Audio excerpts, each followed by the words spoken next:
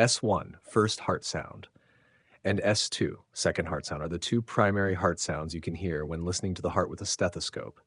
These sounds are associated with the closing of heart valves and the phases of the cardiac cycle.